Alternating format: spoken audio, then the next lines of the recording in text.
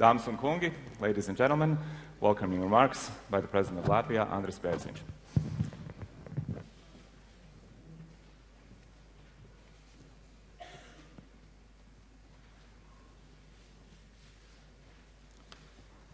Cienījamie konferences dalībnieki, dāmas un kungi, esmu gandarīts jūs sveikt Rīgas konferencē, kur jau tradicionāli notiek Vecrīgas sirdī, Melngalvi namā, ēkā uz kādu laiku, kur kļūs par manu darba rezidenci. Dear participants of the conference, ladies and gentlemen, it's a great pleasure for me to welcome you at the Blackhead's House, a place where Riga Conference traditionally gives the place for the thinkers and intellectuals to analyze and discuss the issues of today's significance. No doubt that the world surrounding us is permanently changing. To our surprise, it is changing faster and greater than we could expect or wish to. Increasingly, there is more that happens. There is more information, there is more knowledge, and we become smarter. And yet, there is more questions than answers. The program of the Riga Conference is very rich and fascinating. The subjects selected for the panels are very topical indeed. A need to rearrange the global finances, transformations in global polarity, diplomacy of power versus diplomacy of common sense, a tendency of self-isolation and consequent risk of denial of fundamental liberties, new global challenges and failed responses, new encouraging opportunities and inevitable self-deception. These are just some points put on the table for the day and night debates of the conference. Latvia, too, is not sidelined, and as an open society, actively contributes to building a world that is free, stable, and democratic. We'll build on our strengths, and we don't stall on our weaknesses. Latvia is proud of its achievements. We are a responsible and reliable partner in the NATO and the European Union. During the past 2 decades, we built a cohesive society, restructured economy, and decisively came back from the recent settleback of financial turmoil. And we look forward to joining a strong and accomplished European monetary community and become an active member of the OECD.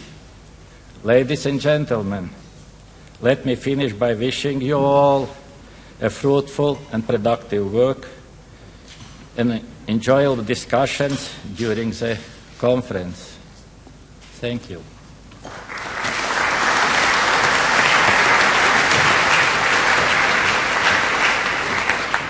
Thank you, President Bērziņš.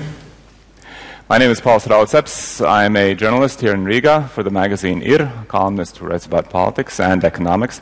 And I'm going to be moderating this really outstanding panel with the title, Is the Euro the Problem or the Answer? Now, I think we all understand the problems with the Euro. Over the past 2.5 years, the Euro crisis has shaken markets, tortured the elites, contributed to social tensions, and put the whole world on the edge of its seat with the question, will the Eurozone survive? And if it doesn't, what does that mean for the world economy?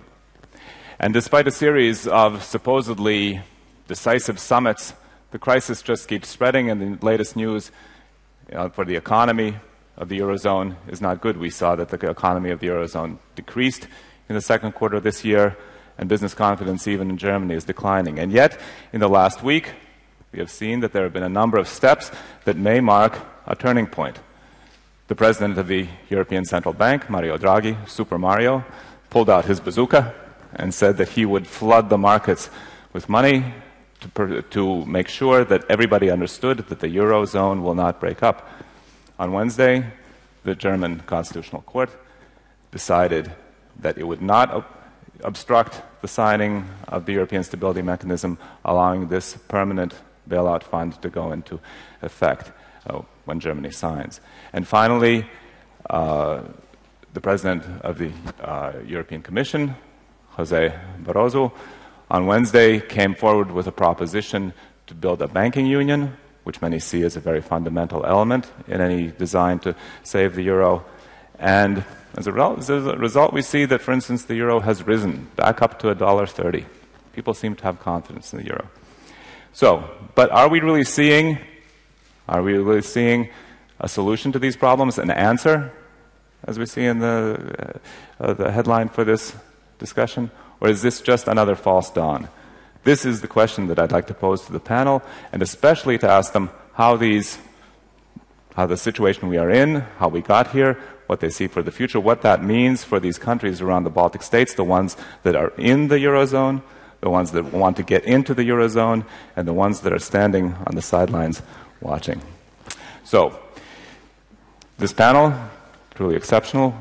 Mr. Valdis Dombrovskis, Prime Minister of Latvia, Mr. Tomas Ilves, President of Estonia, Mr. Andrius Kubilius, Prime Minister of Lithuania, Mr. Ellemann-Jensen, Chairman of the Baltic Development Forum, former Foreign Minister of Denmark, and finally Professor Leszek Balcerowicz, who is at present the Professor of Economics at the Warsaw School of Economics, but he's a former Deputy Prime Minister and Minister of Finance of Poland, former President of the National Bank, and for many of us who remember the beginning of the 90s, remember him as the father of the shock therapy that brought Poland from the socialist system to capitalism. I think we're all eagerly awaiting what they have to say about what's happening in the euro crisis. We'll start off with Mr. Dombrovskis, please. Good evening, everybody. It's an honor to speak in front of such a prominent audience. And so to come to your question as regards euro crisis, I think first question what we should ask, do we really have a euro crisis?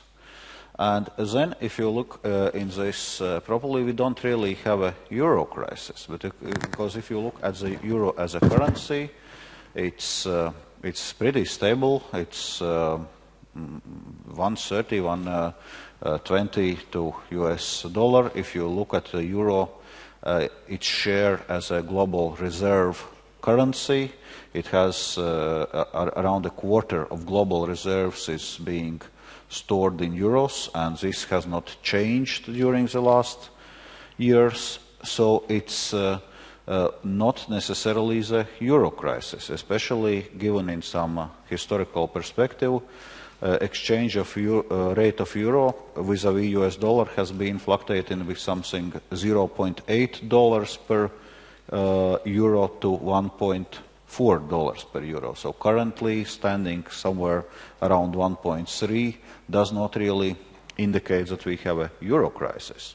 So what we seem to have is a debt crisis and economic crisis in certain European countries, in and outside Eurozone. Well, Latvia was going through a huge crisis without being in Eurozone. So therefore probably we should look at those reasons which has led to this debt crisis in certain Eurozone countries, and what are the mechanisms which are applied and which can be applied in order to resolve this problem. And first and foremost, it's about restoring financial stability, which, by the way, means also sticking to the fiscal discipline. And in this term, there are a number of initiatives which are more or less to the medium and long-term impact, and there are some initiatives which are dealing with the current crisis. So as regards medium and long term, so the main problem of Eurozone was that it was not compulsory to follow Eurozone rules. We know that there are Maastricht criteria, they are quite strict, and for the countries outside Eurozone it's relatively clear, you either fulfill Maastricht criteria or you are not allowed in. But then for countries inside Eurozone it was more or less a free ride. Nobody was actually checking and ensuring that countries fulfill Maastricht criteria within Eurozone, and we know that most Eurozone countries are not fulfilling Maastricht criteria.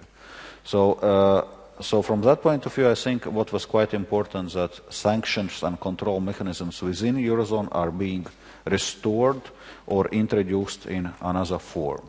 So I think that was a first important issue. Second, there were a number of issues as regards economical governance, Euro Plus Pact, Six-Pack, Two-Pack, other initiatives, as regards fiscal discipline, fiscal compact, which is now in a process of ratification, and so on and so on. So we see that, okay, so EU as a whole and Eurozone is willing to stick with a fiscal discipline, is willing to restore financial stability, is willing to improve economic governance. So from that point of view, I would say we are more or less on track. So then the question remains, okay, but we have a crisis now. So it's all very interesting initiatives, but what to do tomorrow or day after tomorrow? And from that point of view, again, a whole lot of mechanisms have been created, including EFSF and ESM, to actually help countries which are in crisis. And also quite important, recent ECB's decision to purchase government obligations for those countries which need it in order really to show that EU is serious about stabilizing those Eurozone countries and thus also making sure that Eurozone survives. Of course, critics say this amounts to the printing of money, and yes, it amounts to printing money, so I think we shouldn't be hiding this, and it will put up inflationary pressure. But then the question is, we were stuck between two evils with panicking financial markets, so to say, which we were not able to stop otherwise than using this instrument. So if this instrument now is there and it helps to stop panic in the financial markets, I think it's a useful instrument. And what is also very important is that it comes with strict conditions. Those countries which want to use this instrument need to apply for a bailout, need to commit to the bailout conditionality, and only then this instrument is available to those countries. So basically this, to the extent, solves the question which was haunting us for last 2 or more years, when markets were questioning, do we have enough firewall? Is the amount of money in EFSF and ESM enough to deal with a crisis? And everybody seemed to be agreeing that it's enough for Greece, for Ireland, for Portugal. But when questions start coming, so what about Spain? What about Italy, just in case? And then there were really real doubts. So now this ECB decision removes those doubts, and I would say that we see that there's a set of proposals for strengthening fiscal discipline, improving economic governance in medium and long term, and there is a set of immediate instruments to deal with the current crisis. So all in all, I would say it's also my personal feeling that we are now at this turning point. We expect maybe another bumpy half of a year ahead of us, mainly to deal with a Greek program.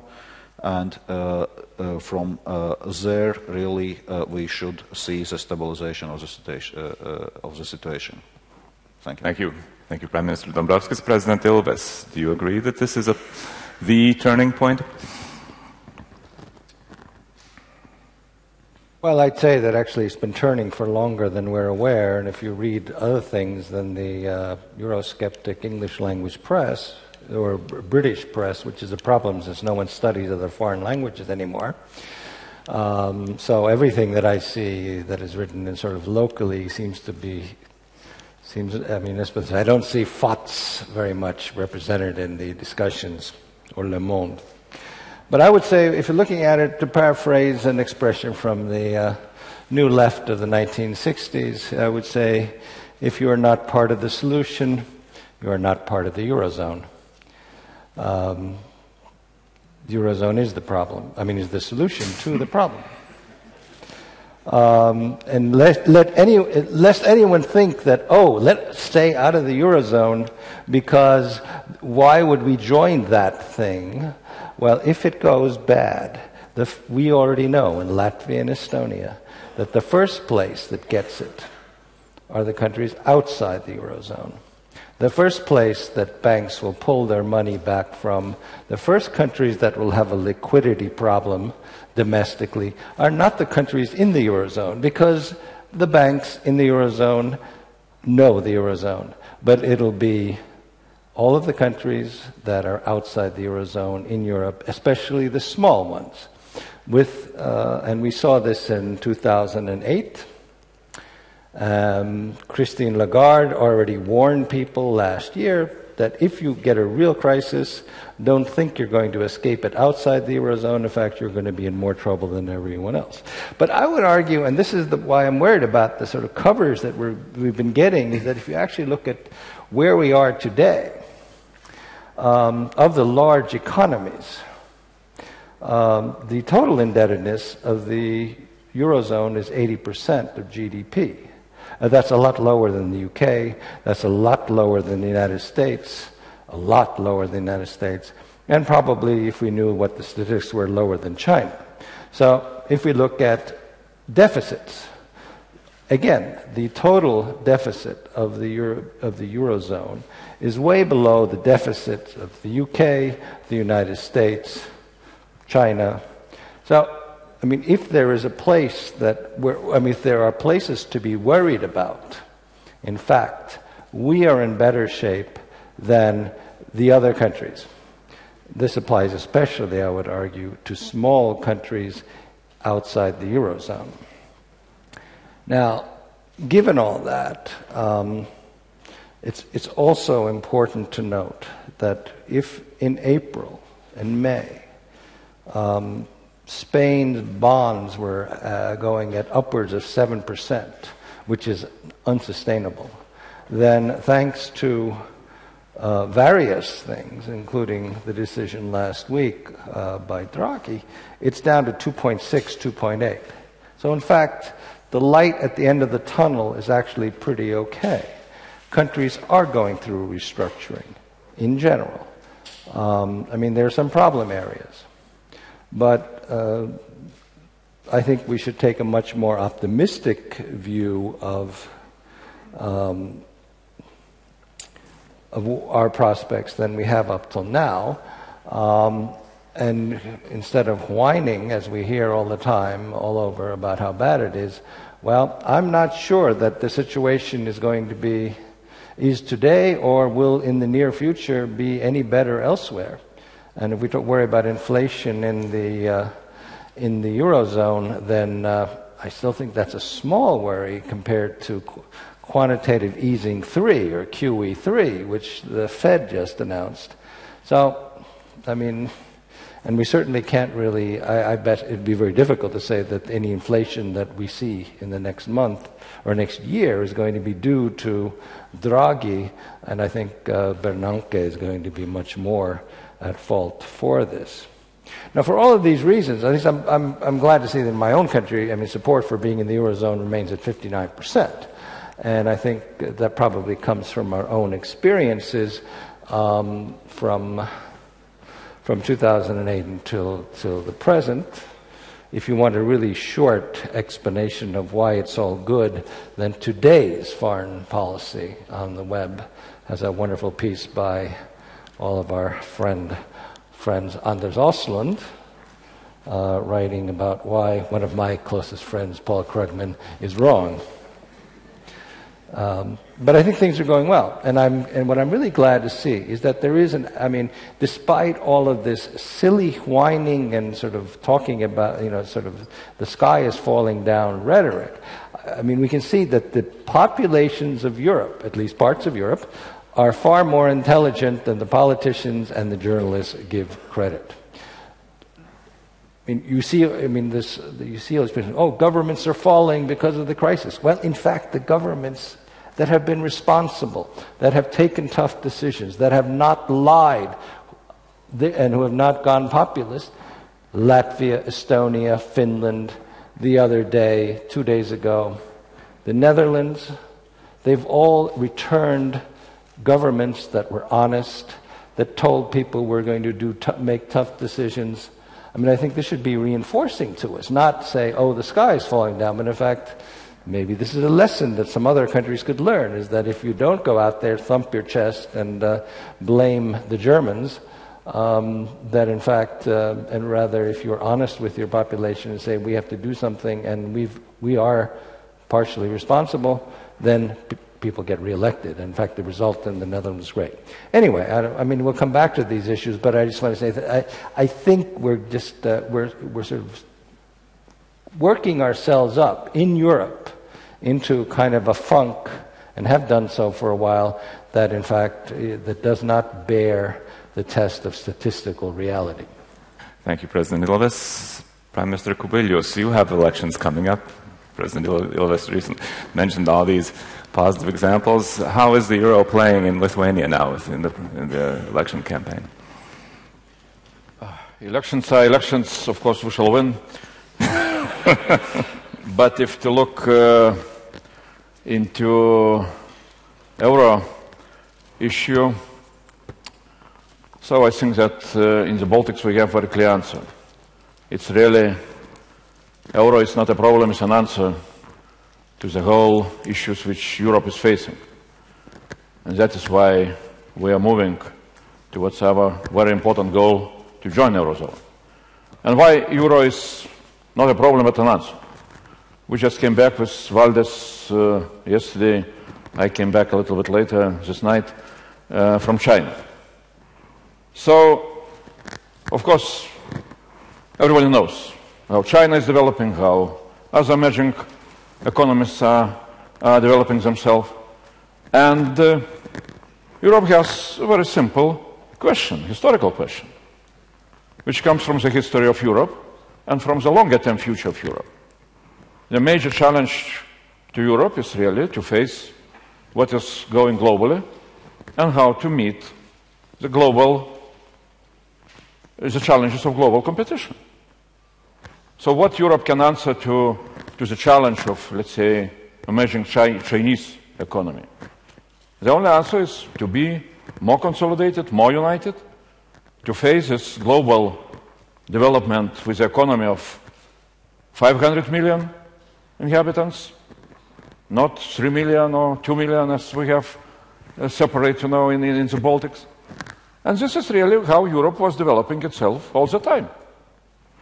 If you look into the history of European Union from the beginning of 50s, Europe was moving from one crisis to another crisis, and from each crisis, Europe was emerging, becoming more united, more consolidated, with some new instruments, some new institutions, single market, single currency, single citizenship, and so on and so on. So, if you look, yes, just now there are some problems, some not very easy problems, but also there are answers which are going exactly into the same historical or future direction. The answer is to become more united and more consolidated. And new fiscal treaty on fiscal discipline, new proposals on banking union, Barroso's speech about political union and even federal Europe, is exactly ideas which are moving towards that direction. The answer is to be more united, not to be more, let's say, separate and more individual. So really, I am absolutely sure that euro as currency, as a single currency, as a basic prerequisite for Europe to be globally competitive, has good future. Of course, the problems which euro faces just now will not be resolved immediately tomorrow or a day after tomorrow. It will take time, even maybe some years. But euro will be really good and strong currency. And that is why we just can congratulate Estonia, who did a job, a very good job 2 years ago. Yeah, 2 years ago, joining Eurozone. We are really very happy when we see how Latvia is coming really very close to that goal. We are doing very similar job. Elections will come in a month's time, and discussions, of course, in Lithuania are very similar if you compare with discussions in Latvia. But I don't see any major problems. We are really also having very clear strategy, very clear goals to fulfill Maastricht criteria in the nearest future, and of course, living under the Maastricht criteria is a very clear lesson which we learned from the recent crisis, when all three Baltic states were hit quite heavily, and such a lesson brings us very close also to achieving the goal to become members of Eurozone. Thank you, Prime Minister. Mr. Ellemann-Jensen, the Danes have an opt-out from the euro. You are standing aside, and yet the currency is pegged to the euro. How does it feel to be sort of in this halfway house between inside and out? Well, to me personally, it feels awful because I fully agree with President Ilves that when problems arise, they will first be felt by those who are not within the euro. And mind you, I worked very hard to get into the euro. I lost. But I was there, not at the birth of the euro, but at the conception of the euro. And I do remember what it was all about and what really were the problems we tried to anticipate at that time and how we failed in our anticipations. Therefore, I'm slightly worried when I look at the title that has been put on this debate. Is the euro the problem or is it the answer? Because the mere fact that you ask a question like that underlines that what started as a relatively small debt crisis has now developed into a crisis of European identity. And when I say a relatively small debt crisis, it's because it's a fact that the combined public debt of the European countries are smaller than the public debts of the United States or Japan, to take a couple of examples. But all right, you have now moved into the area of a European identity crisis, where the crucial matter is trust. Do we trust each other, or are we trusted by the outside world? Are European politicians trusted by the markets? Do the markets trust that they have the answer to the problems? And do they trust themselves, or have they given up? These are the crucial problems we are facing right now. And instead of entering into, for instance, Greek bashing, and this is an exercise that will get you nowhere. It's not going to change the Greeks. It's going to confuse our own constituencies. Instead of that, if you look for bad guys who have brought us here, take a closer look at Germany and France, because they were the first to break the rules. And by breaking the rules without being punished, when they did that some years ago, breaking the rules of the Maastricht criteria, they paved the way for others to act as though these rules did not have to be taken serious. And all right, when we started the whole thing, we should of course have created a much stronger mechanism in order to make sure that everybody lived up to the criteria, but then we would have had no common currency. And this is where we have to remember why we decided back in the early 90s to create the common currency. It is very often forgotten today that it was done in order to make sure of avoiding a German dominance in Europe. These were the days when we used this old Thomas Mann expression: in order to avoid a German Europe, you have to create a European Germany. And the Germans hesitated. They hated this. The German financial world, they were against this creation of a euro, but they did it. And while we are today, everybody talking about how we gave up independence and sovereignty and so on, the real sovereignty laws appeared in Germany. But at the same time, the Germans, who, as I reminded you a little while ago, were among the first to break the rules, the Germans have also earned enormously from the creation of the euro. And these are facts that we have to keep reminding each other of today, where the main issue is trust.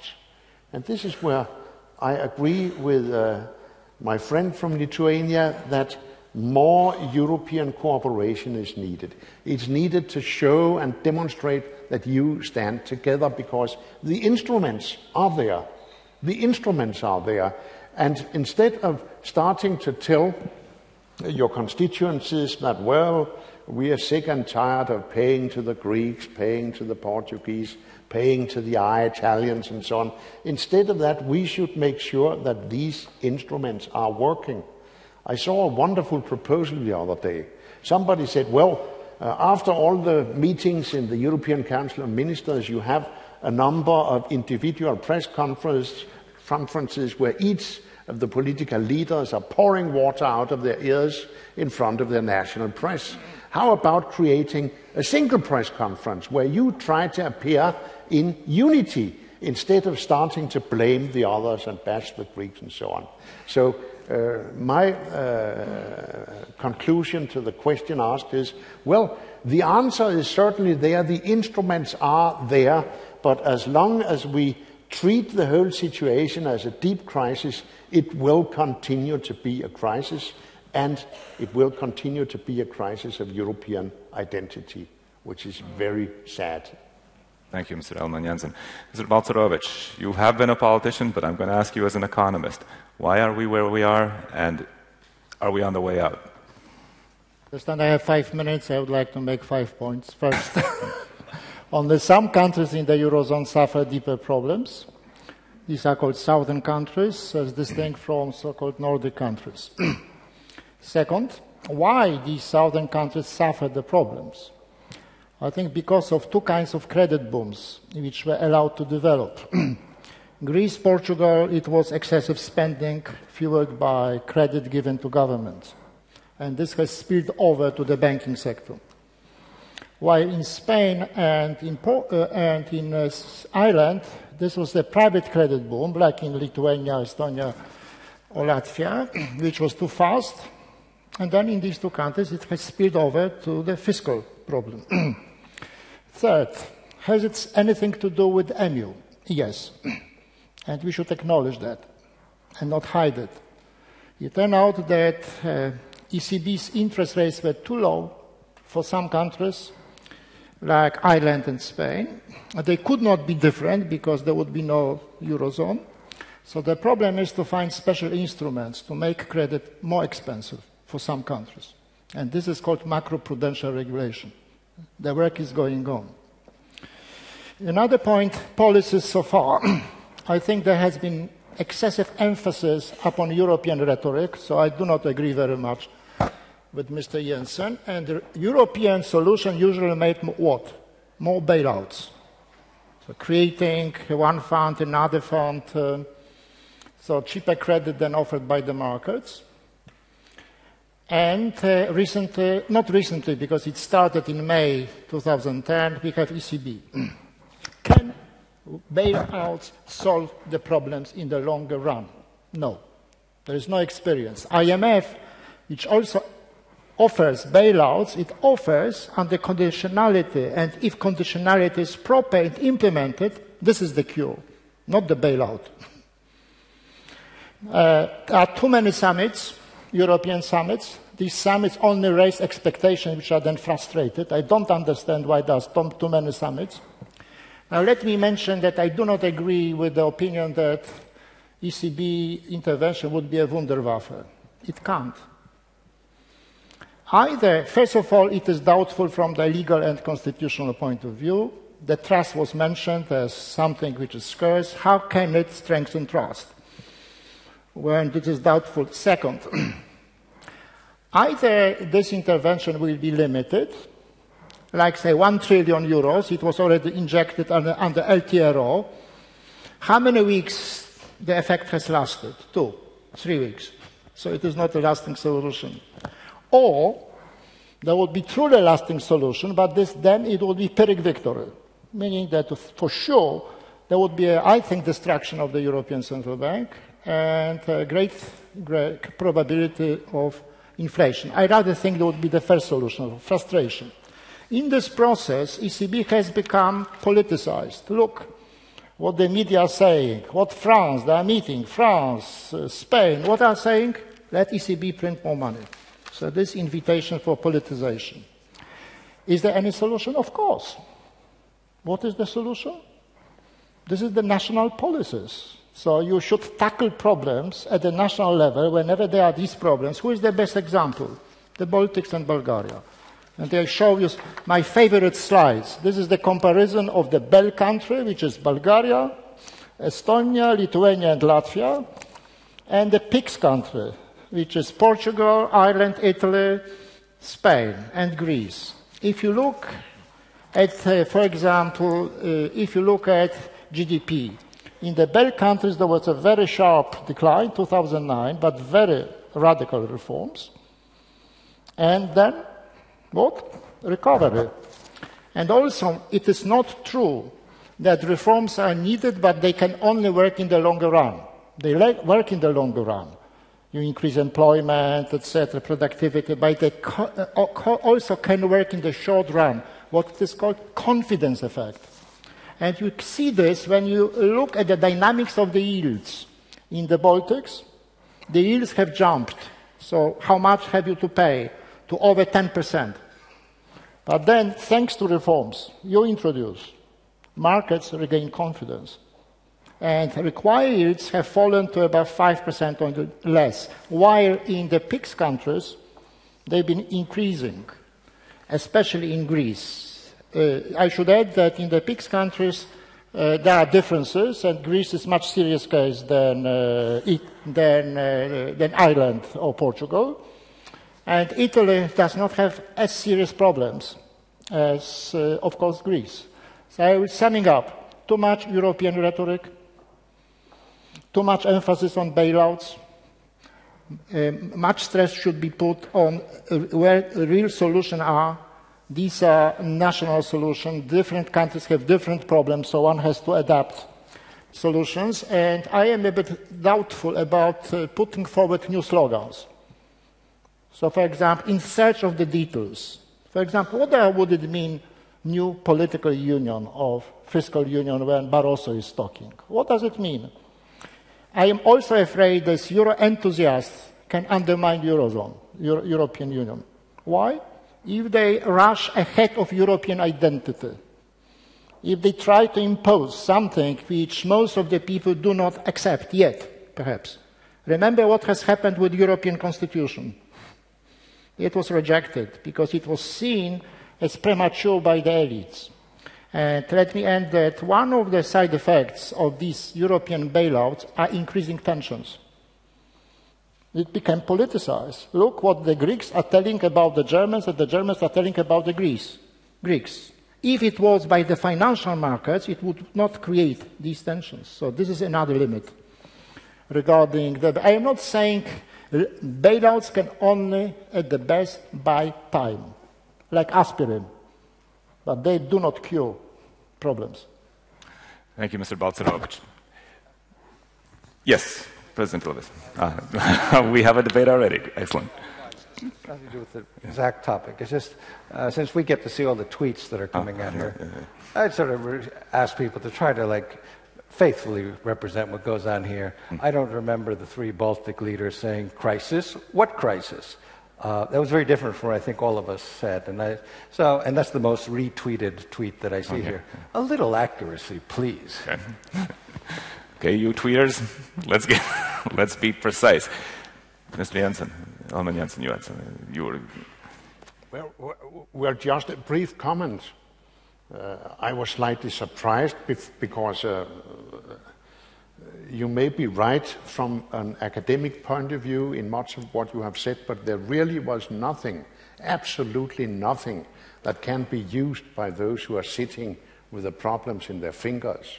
When you call for national solutions and say that bailouts will only cure the pain and so on, all right, bailouts with conditionality, of course. And that's what the whole talk about the union, fiscal union, is all about. But if you return to national solutions, where will that take you? Yes. As academic is just a name. I am not an academic professor. I have introduced reforms. Okay. And I am a very practically minded economist. And what I've said is based on experience, not just ivory tower theory, first. Second, tell me just one example that bailout in itself, without reforms, has worked. There's no example. So it is reforms which are a content of conditionality, but not bailouts which produce positive results. Third, why national solution is a bad word? So there were national solutions in Latvia, there were national solutions in Estonia, in Lithuania, and they worked. So everything has to be called European? Why? And it is responsibility of Italy to solve the Italian problems because there's no European solution for the Italian problems. How? Would you invade Italy to impose deeper labor market reforms? It is up to the Italians, Italian government and public opinion to do what is necessary for Italy. How would you solve for the European level the Spanish problem? How? More money? Who? Imposing solution upon Spain? How? So, national solution, which are correct. What is correct in my mind as a European level? A six-pack, these fiscal constraints, something, but this should be introduced at the national level and supported at the national level. The best part of Poland's constitution is the ban on the public debt, which was introduced in 1997. And according to Polish constitution, public debt cannot exceed 60% of GDP. It's too much, but it helped. Thank you. We're getting a debate, but one last word, and then we'll open the floor to questions. But just a question to Valdis Dombrovskis. Would you have been able to carry through the important reforms that are getting you out of the hole if you had not got what was, in practice, a bailout, meaning support from the outside world? Well, ask the Prime Minister of Lithuania. Exactly what I was willing to say. In case of Latvia, yes, we had a bailout, and it's quite clear we had this bailout, and it has worked. But Lithuania did basically the same without a bailout. And you can discuss which option is better or worse. Politically more difficult is definitely to do it with bailout.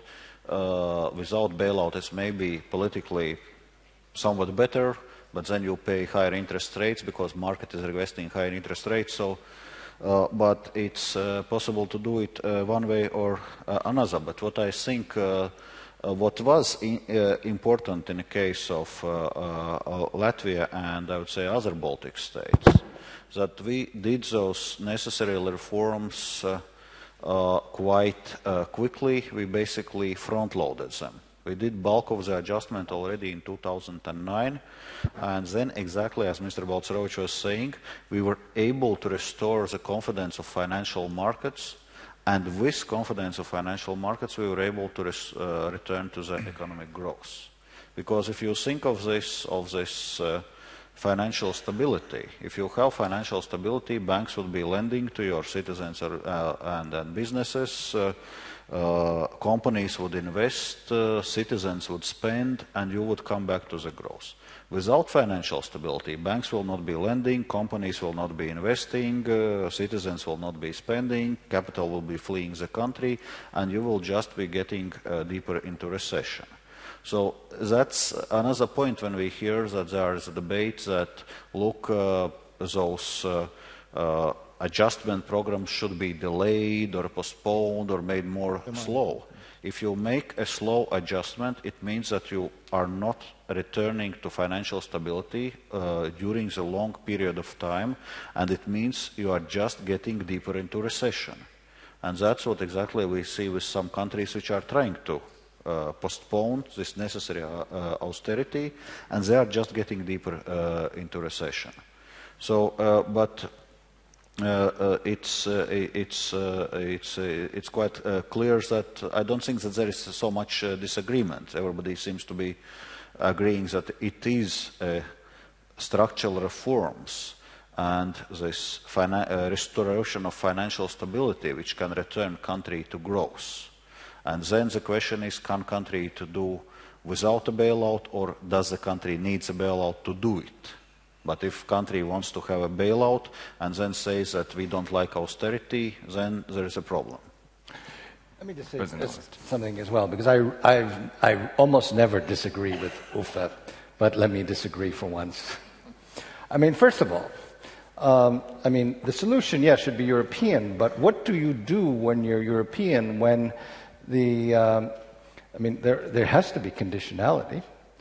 And then you're accused of being an occupier if you say, you know, you have to do something you have to do something in order to get this money, and then you don't do it anyway. So we are today before the third tranche of the bailout for Greece has not been paid. The reforms were supposed to be completed by June. This is September. 28%, I read today, of the agreed upon reforms have been completed. So what is the European solution here? Unfortunately, there's only one European solution, and I don't think we want to get into that. That's the dilemma, because the European solution is Grexit. That's the European solution, if looking only in those terms. And I think that what is also a necessary European solution to get over this very silly austerity versus growth discussion, as if austerity were anti-growth. I mean, in fact, our growth policy is austerity. But in fact, what we see among the countries protesting most about, you know, on the growth side, we can't have austerity, is increasing protectionism. Now, if you want to get the European economy going, then the pan-European reform is the Bolkestein Directive, getting free movement of services, getting more trade across borders rather than limiting it, forbidding your national private companies from moving abroad, as we saw recently in one large country.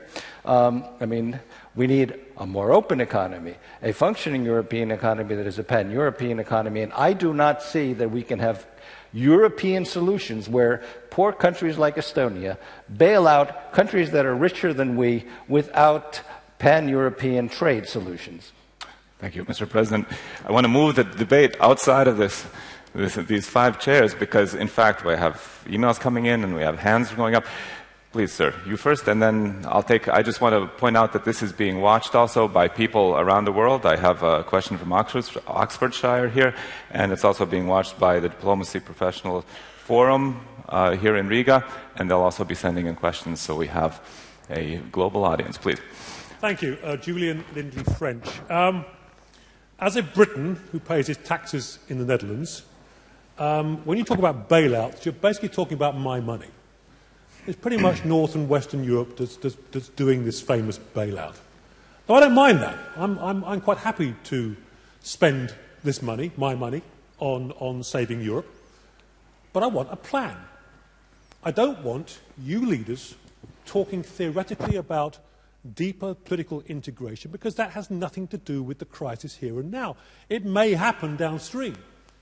But what I want from you all is, what is the critical path, the plan right now that you can all agree on to return the currency to a level of stability where we can get back to doing business in this world? Because what I've heard from you, with respect, is a series of contradictions, but nothing that encourages me that my money is being well spent. Who is the question addressed to? Anyone want to take the answer? I should point out the euro is very stable. The euro is very stable.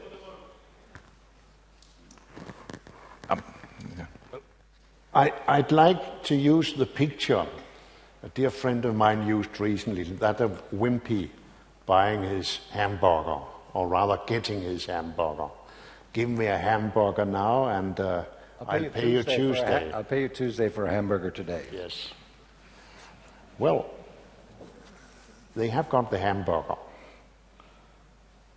If you don't give them the hamburger, they might starve to death, and the smell would become bad in the neighborhood. So what's more European Union about? It's about making sure that Wimpy is actually paying for his hamburger through the kind of institutional reforms that are, of course, the necessary instrument in all bailouts. This is, yes, it will take years. And if you try to stop up for a moment and look back over the last 40, 50 years and look at what has actually been accomplished over that period of time, where it has brought us, you should perhaps be a little patient. No, come on. Come on, if you exaggerate a crisis like now and deteriorate into the Greek passion that we have already heard some examples of, where will that take you? You need some patience. Okay. Sometimes even patience with Wimpy. Yeah. Prime Minister Kubilius. Well, I think that the question is how we should look into today's problems. One answer is just to look only what is needed to be done today or tomorrow, and that's all. And then we can discuss, bailouts or some ECB initiatives, and so on and so on. Then the other answer, or the other side of the story, is to look a little bit into a longer-term future. So let's imagine the question, where Europe will be in 2050. My answer is very simple. Europe will be much more united, even politically. So don't be afraid, even just now when we are starting to speak about possibilities of Europe to become more united. Then the question was bailouts and how the money is spent. Well, it's not the first time when bailouts were happening in some parts of the world or even in Europe. By IMF, even Great Britain, as I remember, was applying at some time for assistance from IMF. So, yes, we need to discuss what is needed to be done today, but also we need not to lose the vision where Europe is moving and where we want Europe to move. So I don't see such dramatic problems of today.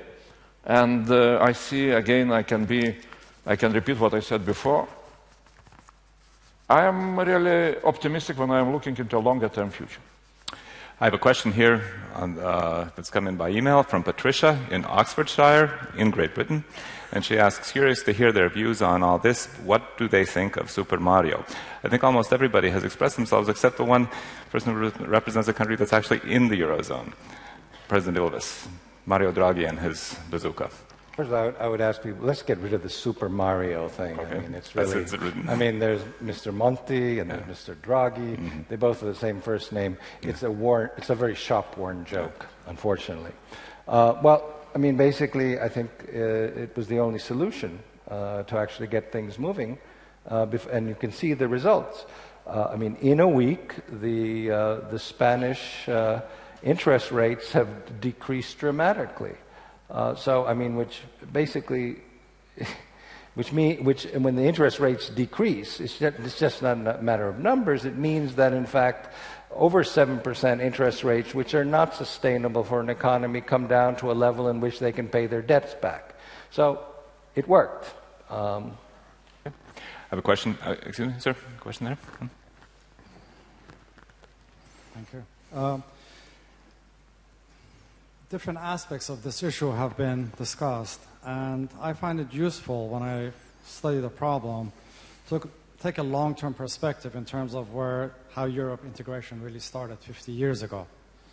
It's a long process, and will continue to be a further long process.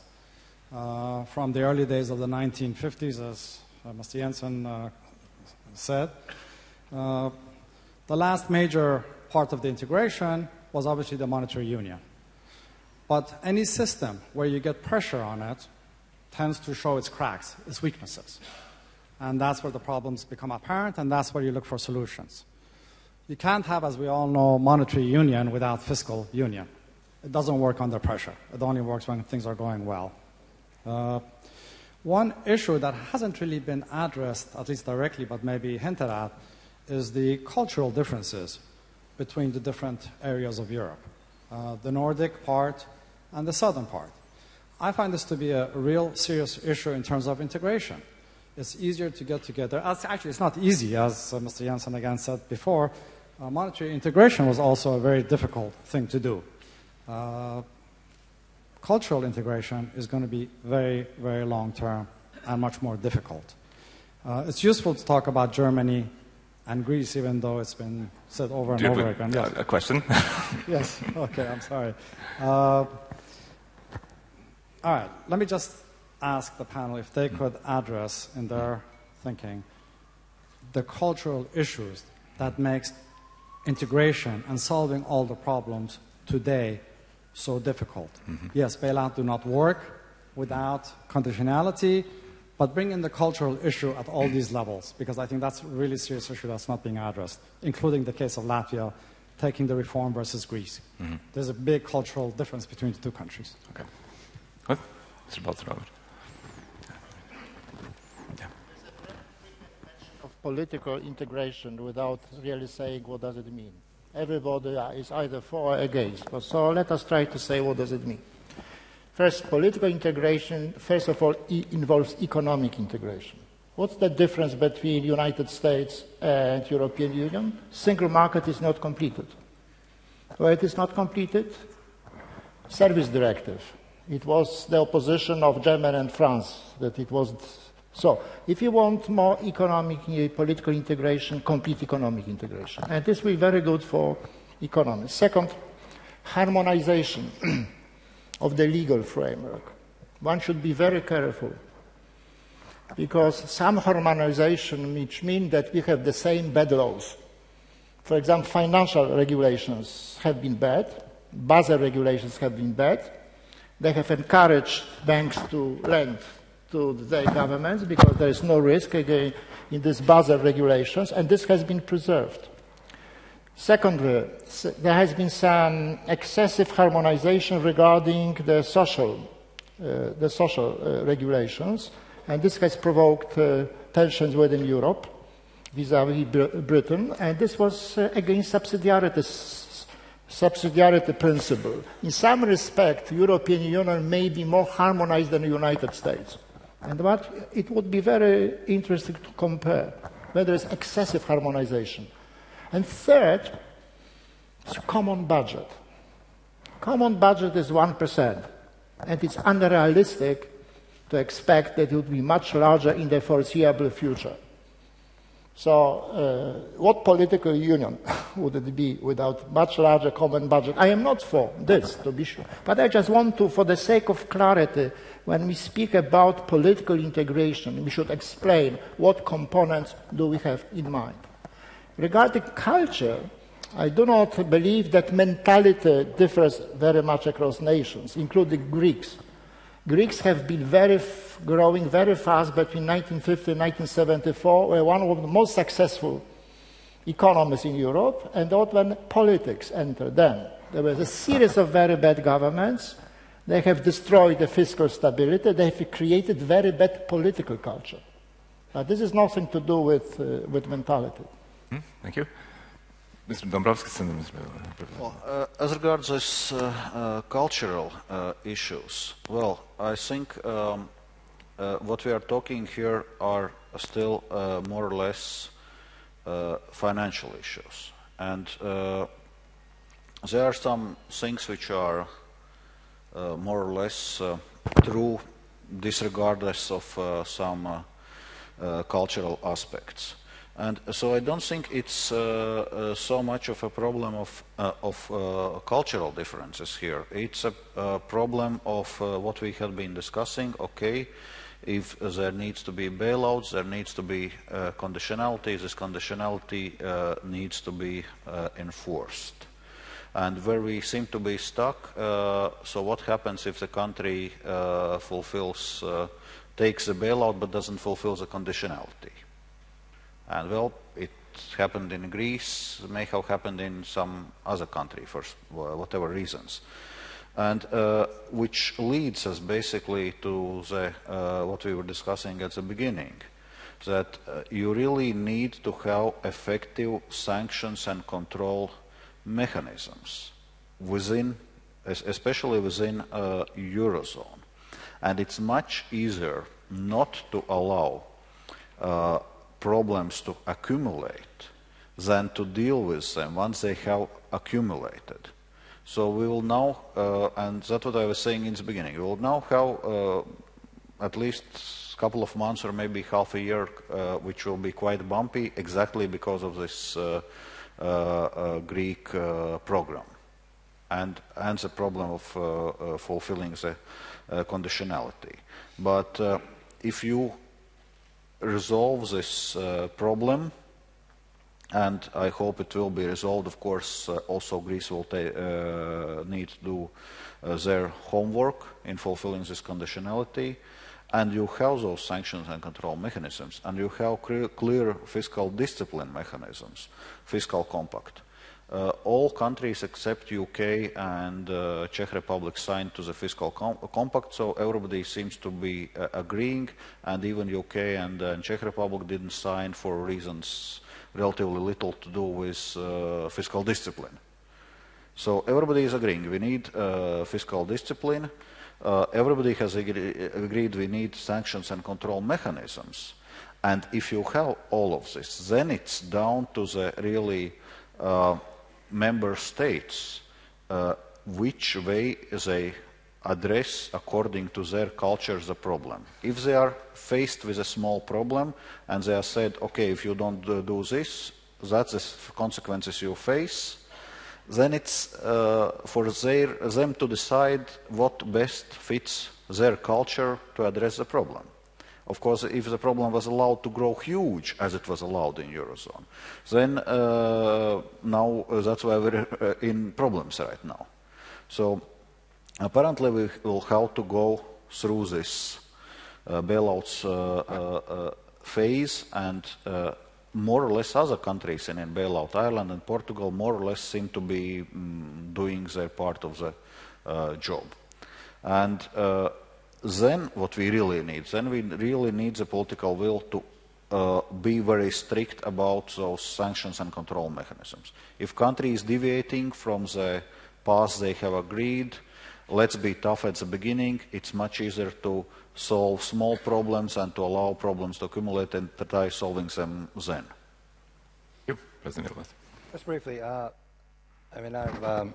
wrote a long thing on the cultural differences in Europe, which called "I'll Pay You Tuesday," which was in the April-May issue of Policy Review. So I won't get into that now. But basically, the problem is that there are two approaches, I would say, culturally. I mean, to be really basic, it's sort of the approach to contracts. There are these slow people like we are, the Estonians. We think we negotiate an agreement. That's the end of the process. We now have an agreement, we've all signed, and everything now is solved. Then there is this other approach, which is the sophisticated approach, which is that we negotiate a solution, and then following the agreement, we say, now let's see what we follow. And this is an inevitable conflict. This is an inevitable conflict because the slow people, us here up north, I mean, we don't understand. We have this simplicity. If you have a contract, it is meant to be fulfilled. We're not sophisticated, you know? And I think, just to say that, and this is a very big difference, and I think it's far more fundamental consequences than is generally understood.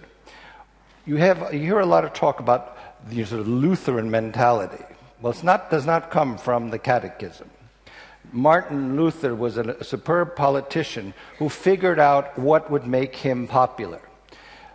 After the Gutenberg Revolution, for many, many years, Germany was flooded with anti-clerical clerical pamphlets that were very popular, and they made a lot of money printing them, were in German, making fun of the priests who came up from Italy, who, as opposed to the Germans who paid their 10% tithe, did not have they had fancy clothes, gold chains, and they had mistresses.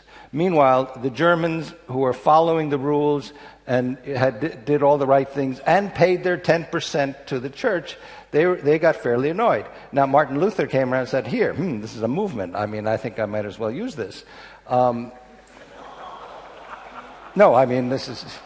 It's not only my interpretation. it's a... The point is, why I say it's fundamental, is that the Reformation that took place, Martin Luther actually appealed to very deep-seated and fundamental annoyance, if not anger, in approaches to things that are agreed upon. Either you follow the Ten Commandments or you don't. Either you pay your 10% to the church or you don't. And this is, so I think that the cultural differences is an issue that is going to dog us for a long time. That's one thing. But it's not just north-south. We, countries like ours here, except for Ufa, we've been dogged by an east-west sort of prejudice. It's actually a four-part division, north-south, east-west, and we here in the upper northeast quadrant sort of feel it all. Ellemann-Jensen has something to say about culture. Whenever I hear this talk about cultural differences within Europe, I stop a little, perhaps because I'm very proud of the Spanish blood I have in my veins. I'm not just one of those called practical northerners, because living up to the agreements you make, or not living up to them, is not just a question between North and South Europe. Goodness, you can find it in our own countries as well. And the wimpies, oh, come on.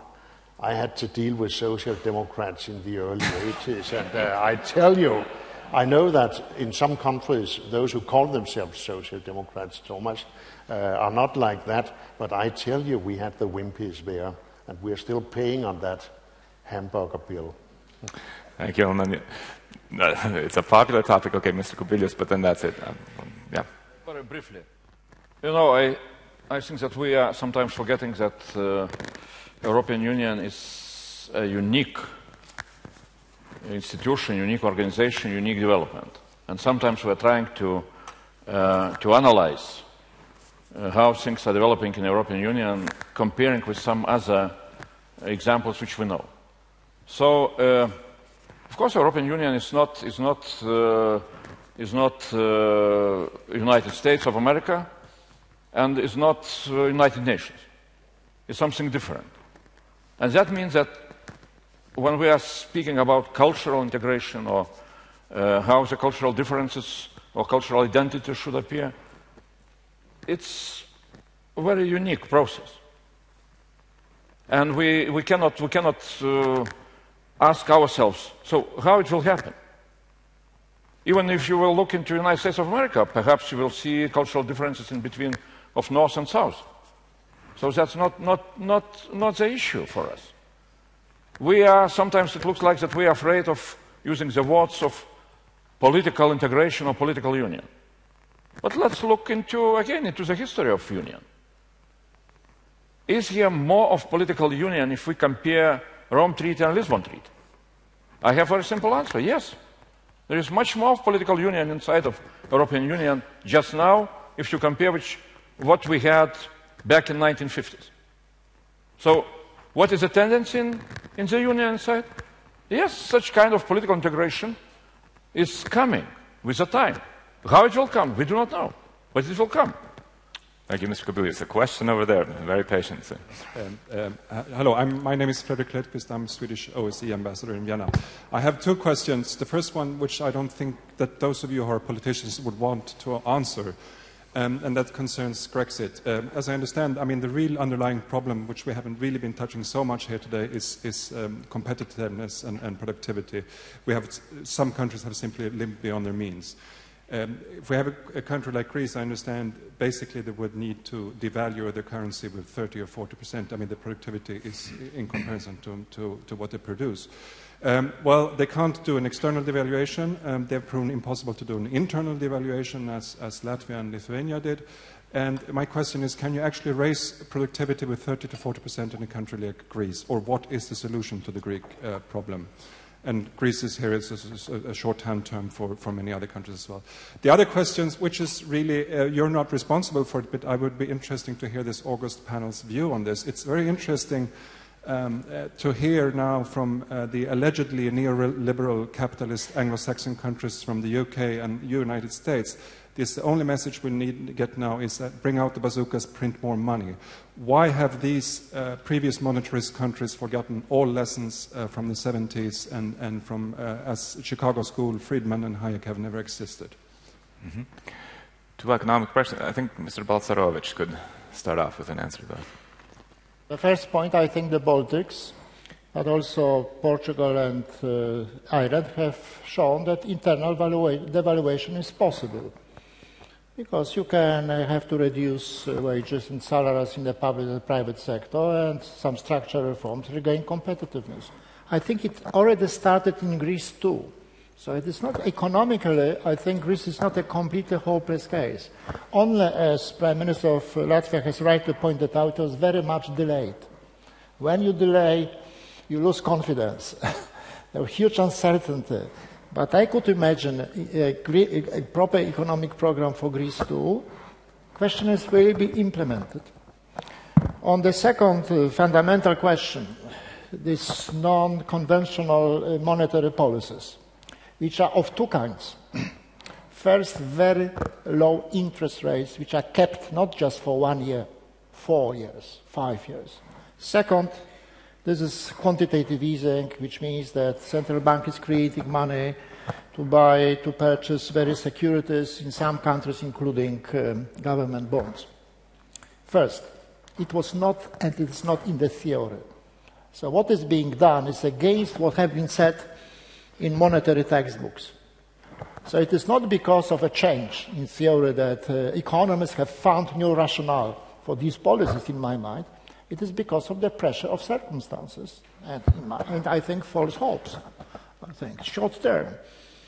So you have with especially with very low interest rates, Japanese experience, among others, shows that the longer you keep it, the more negative impact upon productivity growth, because restructuring slows down in very low interest rates, plus quantitative easing. And this is completely disregarded by the central banks which pursue these policies. The models, they are neo-Keynesian models, they do not have just room for the negative effects of long-term, very low interest rates. So I can't find for that any economic justification in a sense that something was discovered. It was not discovered. Instead, you have this, I think you have certain cliché or beliefs. First, belief is such that financial markets, once disturbed, act as a blind force. So they would affect everybody. This is being expressed by two metaphors. One is contagion. So everybody can be hurt. And another one is domino effect. But these are just metaphors. This is not true. Otherwise, Germany would pay the same as Greece. Or otherwise, the yields which were paid by Estonia or Latvia or Lithuania would be kept at a very high level, but they are not. So markets are reacting, even though imperfectly. And I think second false belief I already mentioned is that reforms can only work in the longer term, while some countries have shown that they produce confidence effects. Okay, Mr. Ellemann-Jensen, Mr. Ilves, and then we'll go to the next question.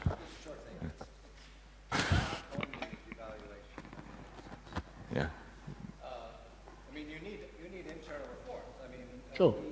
In Estonia, we had dramatic liberalization of labor markets, whereas some of these countries that are maintain very, very 50s-style protected labor markets. Which, if you do that, I mean, you're not going to grow. I mean, no matter how much money you throw at it. That's why I said earlier we need to implement the Bolkestein Directive finally. Mr. Ellemann-Jensen. Well, call it internal devaluation or call it structural reforms. The answer to your question, what about competitiveness in a country like Greece is this: internal devaluation reforms. Any other answer is simply out of the question. Because try to imagine Greece leaving the euro, try to look at the consequences for not just Greece, but Europe as such. This is not a possibility that should be toyed with. It is greatly irresponsible when a lot of politicians and journalists and so on are toying with this idea. Try to look into the Pandora's box of what would then happen. So internal devaluation is the answer. And then we'll have to realize that for a number of reasons, and this has nothing to do with culture, I believe, but much with political systems, etc. For a number of reasons, Greece cannot do this so fast as you have seen in the Baltic countries, and add Iceland to that as well, who has also started to climb out of the hole. So they need some more time. And this is where an intelligent bailout comes out. Intelligent bailout meaning that you are bailing them out from a situation where added interest rates to the debt burden squeezes the whole project.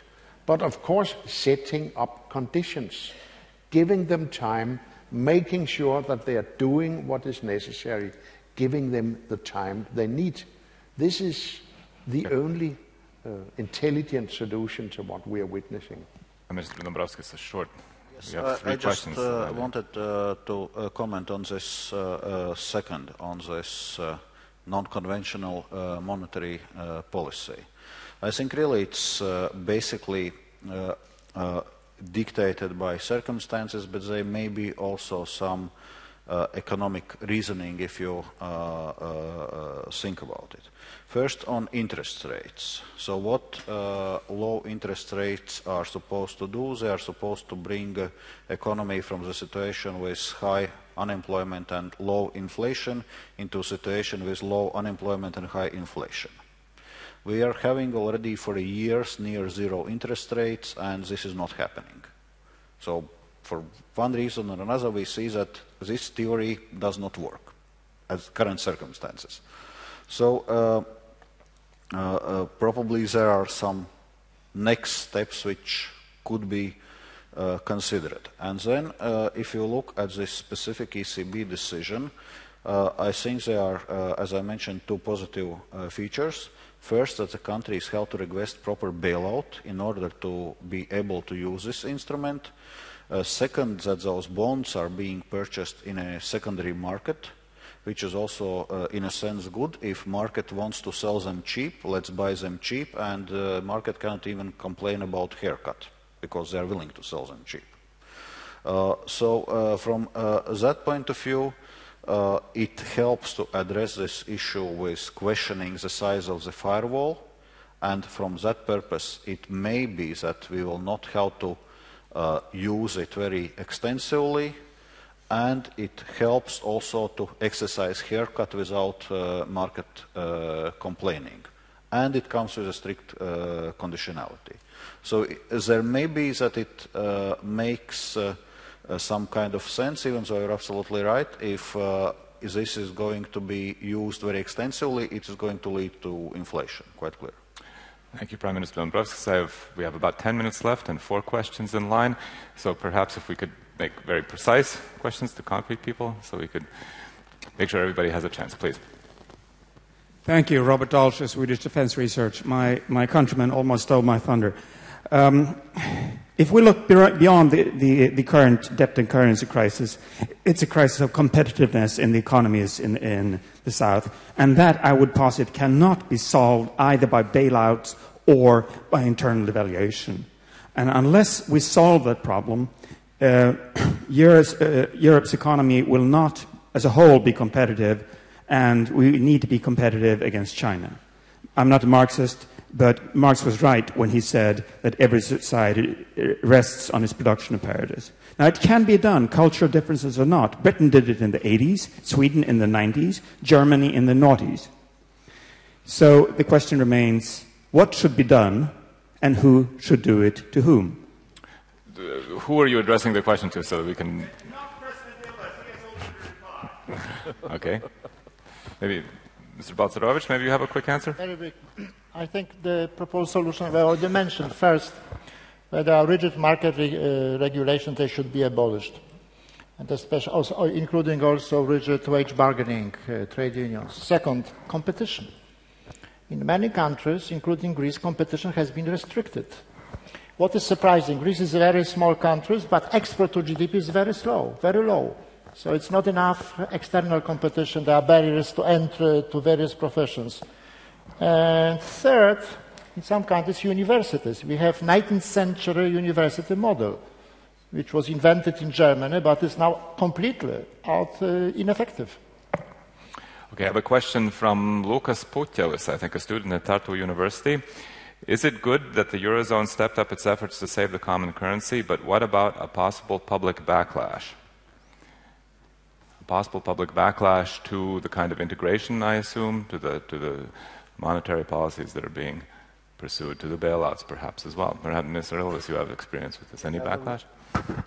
I said this at the beginning. The re-election of the tough policy pro-European governments in Latvia, Estonia, Finland, and most recently in Netherlands show that the public backlash isn't there. The public backlash comes in countries that perhaps live beyond their means. But is there a backlash in Estonia to helping these countries?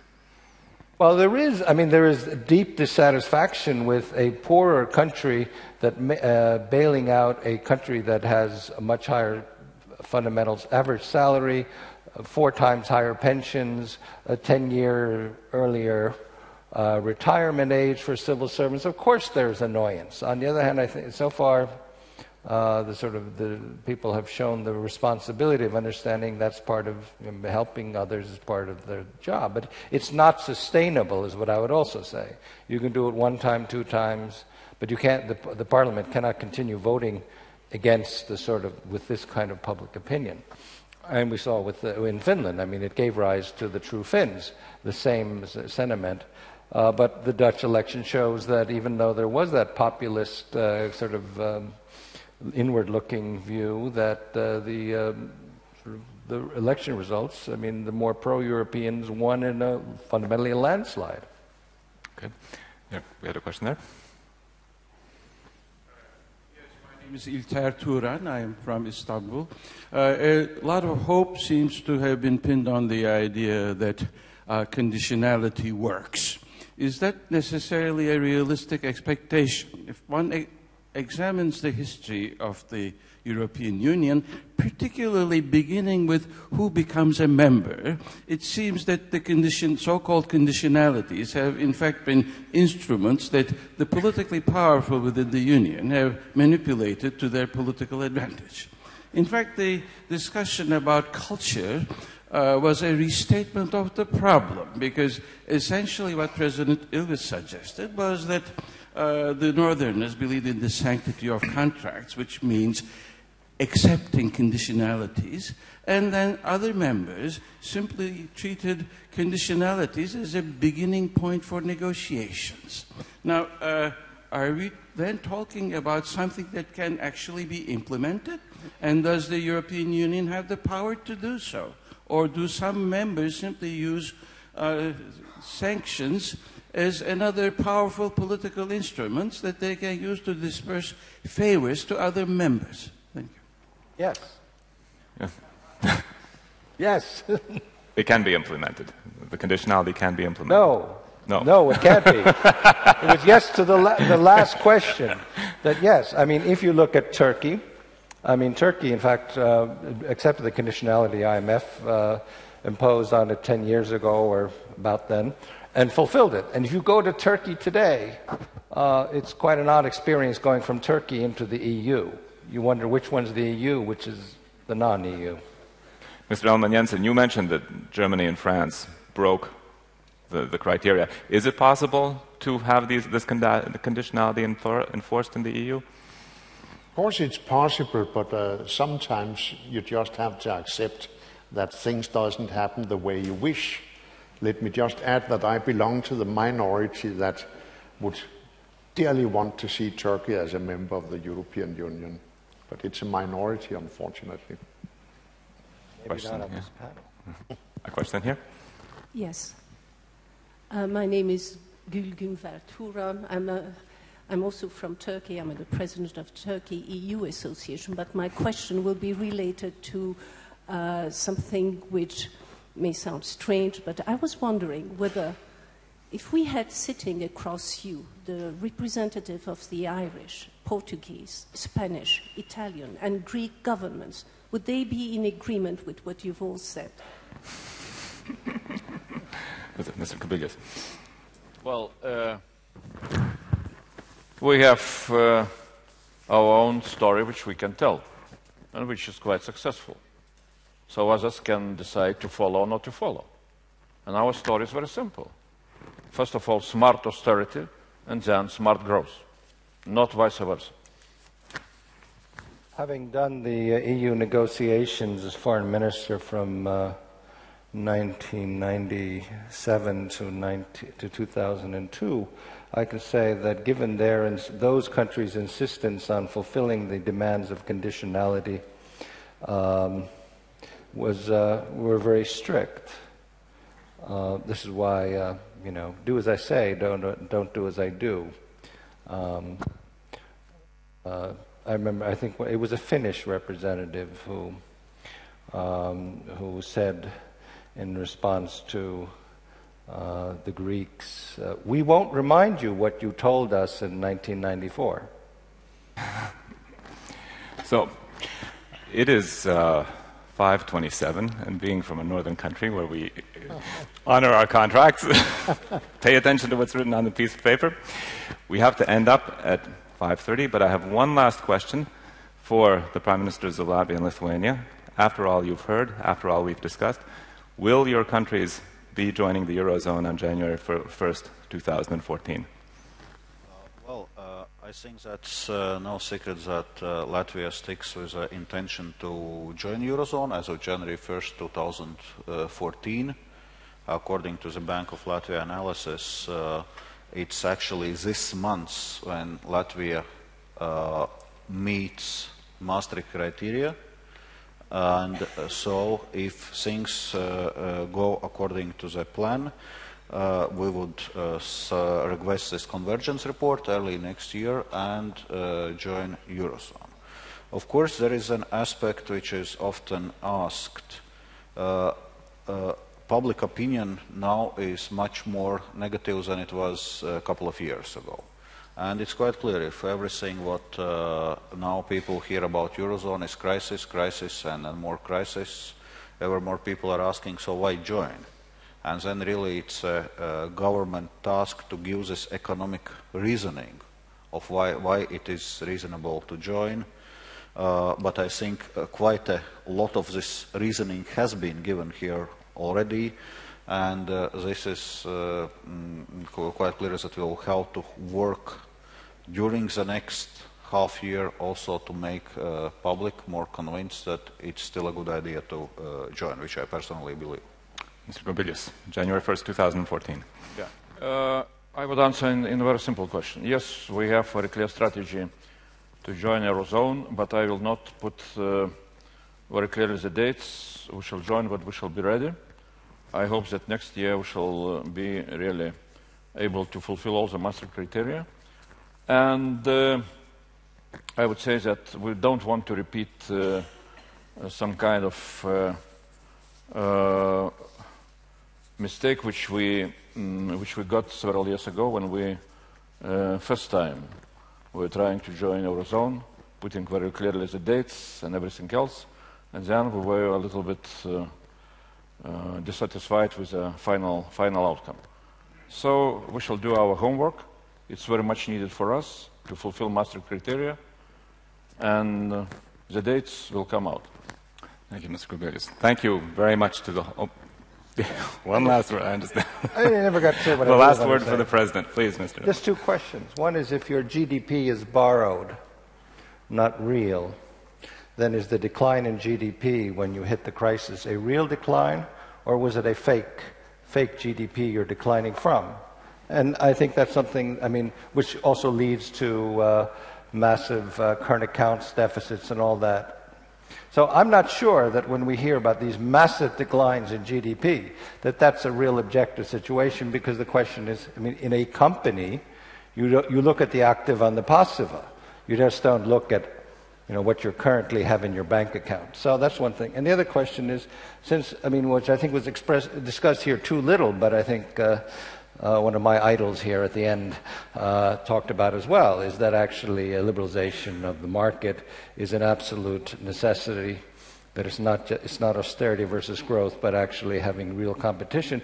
And the question then is, instead of sort of saying, can the Eurozone survive and can Europe survive, and they have these cultural differences, well, perhaps we can use the wonderful provision of the Lisbon Treaty that allows for enhanced cooperation, which at this point, with 9 countries in the European Union, we can in fact develop that much freer area of genuine competition, and I think that's a worthwhile direction to move in, because we know that otherwise the protectionism within the European Union will be maintained by large countries, and I won't name which. Thank you, President Dombrovskis. Thank you to the whole panel. It's been, I think, an exceptionally interesting